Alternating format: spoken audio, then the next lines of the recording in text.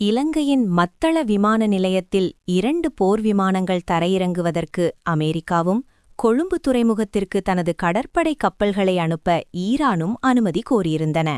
March 9 மற்றும் 13 ஆகிய திகதிகளில் முன்வைக்கப்பட்ட இந்த இரு நாடுகளின் கோரிக்கைகளையும் இலங்கை அரசாங்கம் முற்றாக நிராகரித்துள்ளதாக ஜனாதிபதி அனுரகுமார திசாநாயக்க இன்று நாடாளுமன்றத்தில் உத்தியோகபூர்வமாக அறிவித்தார்.